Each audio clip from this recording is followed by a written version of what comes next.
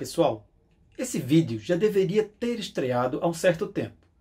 Só que algumas dificuldades de pesquisa apareceram e o canal acabou resolvendo fazer uma inversão, inverter a ordem de publicação desse vídeo com o vídeo sobre a Vila de Nazaré. Bom, as pesquisas findaram, a edição também, e estamos agora apresentando o vídeo que foi uma excelente sugestão do nosso querido colega Orgulho de Ser Católico. Júlio II, um papa cruel e beligerante que fazia jus ao apelido de O Terrível, ou um papa que procurou expandir o catolicismo e era um amante das artes? É possível colocar no mesmo saco Júlio II e outros pontífices totalmente desregrados, como por exemplo Alexandre VI ou Bento IX? Esses papas, aliás, eles já foram retratados em outros vídeos do canal. Nesse vídeo, nós vamos falar de Giuliano della Rovere, inimigo ferrenho de Alexandre VI, e que foi papa eleito em 1503, adotando o nome de Júlio II. Foi um pontificado que durou 9 anos, e esse pontificado foi marcado por contradições e polêmicas, mas também por grandes feitos. Para se ter uma ideia da sua importância, Júlio II foi um dos responsáveis pela reconstrução da Basílica de São Pedro. E por outro lado também, ajudou diversos artistas como Michelangelo. Vamos então, sem mais demoras, mergulhar na história do controverso Papa Júlio II.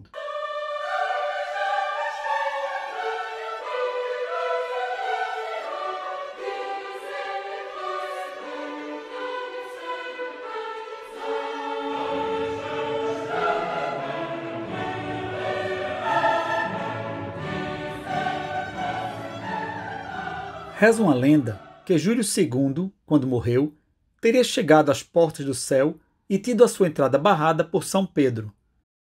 Irritado, quis saber a razão, tendo o santo respondido que o paraíso é um lugar decente e bem frequentado, e que por isso ele tinha que o preservar do contato com a ladroagem. Júlio teria retrucado que era papel de Deus perdoar, de maneira que deveria poder entrar. Afinal, se Deus não perdoasse os ladrões, estaria sozinho no céu. O Papa Júlio II teria conseguido entrar no céu porque lhe foi reconhecido o direito à remissão dos pecados, não por ser Papa, mas porque o perdão é um direito de todos os cristãos. Giuliano della Rovere nasceu em Albissola, perto de Savona, na República de Gênova, a 5 de dezembro de 1443. Vinha de uma família nobre que perdera toda a sua riqueza. Foi um jovem mal educado e grosseiro. Embora não apresentasse interesse maior pela teologia, o seu tio, que era religioso e chegou a ser papa, acreditava que ele deveria seguir a carreira eclesiástica e enviou o sobrinho para um convento em La Perouse a fim de estudar ciências. Acabou ingressando na ordem franciscana. Protegido pelo tio, ascendeu na igreja, sendo nomeado arcebispo de Avião e de outras 8 dioceses. Logo após a sua eleição, o seu tio, que escolheu o nome de Sisto IV, o promoveu a cardeal em 15 de dezembro de 1471. Com a morte de Sisto IV, Giuliano tentou se eleger para suceder o tio, mas se viu forçado a aceitar a vitória de Giovanni Battista Cibo, que escolheu o nome de Inocêncio VIII. Cibo, aliás, fez um péssimo pontificado, pautado por crueldades, inclusive contra crianças. A influência de Giuliano, entretanto, não diminuiu, mas, ao contrário, aumentou no indecente pontificado de Cibo. E com essa influência, começou a conquistar desafetos, sendo Rodrigo Borgia o maior. Para o seu azar, em 1492, Inocêncio faleceu e Rodrigo acabou sendo eleito, escolhendo o nome de Alexandre VI. Alexandre VI foi, na opinião do canal, o pior papa da história. Giuliano denunciou os excessos administrativos e o nepotismo do Papa, o que o obrigou a fugir para Ostia, na costa italiana. Depois foi para Paris, onde procurou se aproximar do rei Carlos VIII. Com a aproximação com o rei francês, Giuliano tentou convocar um concílio para investigar a conduta do Papa Alexandre VI, que já estava envolvido em um escândalo após o outro. Graças à ação do ministro francês Brissonnet, aliado do Papa, a convocação foi evitada. Mas o ódio recíproco entre os religiosos aumentou ainda mais. Com o falecimento de Alexandre VI, Giuliano não via em si condições de ser eleito papa e acabou apoiando o cardeal Piccolomini de Milão. Seu nome foi também aceito pelos Borgias, que o viam como um cardeal fraco e fácil de manipular. Piccolomini acabou sendo eleito, tendo escolhido o nome de Pio III. Acontece, entretanto, que o novo Papa morreu um mês depois de ser eleito. A sua morte é envolvida em mistérios. Alguns historiadores falam de uma doença incurável, outros de envenenamento. São unânimes em dizer que Pio teria sido um excelente Papa e chamam o seu breve pontificado de 26 dias de luz em meio às trevas. Nesse conclave, Giuliano della Rovere conseguiu ser eleito de maneira unânime no dia 1 de novembro de 1503. Foi extremamente hábil ao conseguir o apoio do rei da França Luís XI e do imperador Maximiliano I do Sacro Império Romano. Ao ser eleito, tinha 60 anos de idade. Escolheu o nome de Júlio II em homenagem, de acordo com alguns historiadores, a Júlio César. O seu pontificado teve uma característica importante.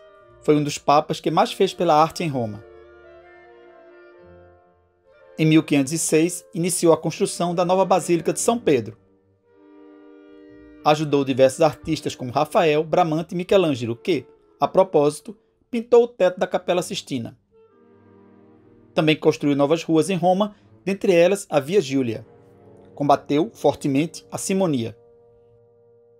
Com o imperador Maximiliano do Sacro Império Romano e Luís XII da França, formou a Liga Cambrai, visando subjugar a República Veneziana, que foi derrotada na Batalha de Agnadello. O interessante é que, logo depois, preocupado com o crescimento da França, trai os antigos aliados, unindo-se a Veneza e formando a Liga Santa. Também faziam parte a Inglaterra, a Espanha e o Sacro Império Romano.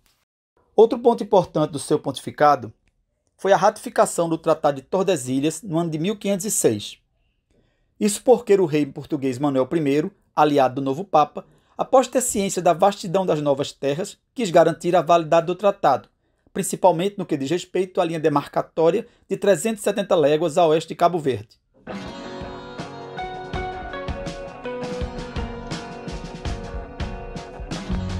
Na primeira divisão, foi estabelecida uma linha de 100 léguas, o que se mostrou muito prejudicial aos lusitanos. Júlio II, então, emitiu a bula Eaquei, reconhecendo o tratado. Para alguns historiadores, sua ação mais notável foi a convocação do Quinto Concílio de Latrão, que tratou, dentre outros assuntos, da imortalidade individual da alma humana. Isso porque havia uma tese que dizia que a alma universal é que seria eterna, e não a de cada indivíduo. A preocupação com as artes não fez o Papa se esquecer dos velhos inimigos. Hábil na política, procurou impossibilitar pouco a pouco a permanência dos Borgias nos estados papais. Altamente beligerante, tinha mais apreço pela arte da guerra do que pela teologia. Júlio II comandou exércitos pessoalmente, conquistando diversos territórios visando aumentar e consolidar os estados pontifícios. Foi apelidado de O Terrível. Tal postura o fez ser admirado por Maquiavel. Para aumentar o controle de sua administração, criou uma própria moeda. Embora fosse crítico da devassidão moral de Alexandre VI, o Papa também tinha os seus pecados. Teve muitas amantes e pelo menos uma filha. Foi também acusado de práticas de atos sexuais vistos como indecentes.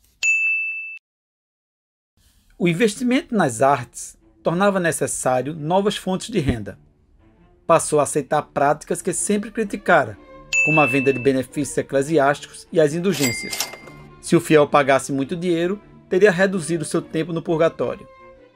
Essa postura imoral revoltou fiéis e contribuiu para a reforma luterana, principalmente na Alemanha. Júlio II, preocupado com a sua segurança, pediu a nobres suíços a formação de uma guarda. Em 22 de janeiro de 1506, 150 nobres foram enviados a Roma e passaram a ser comandados por Caspar von Silene. Estava instituída a Guarda Suíça. Júlio II faleceu no dia 20 de fevereiro de 1513, aos 69 anos de idade. Seus restos, eles repousam na Basílica de São Pedro.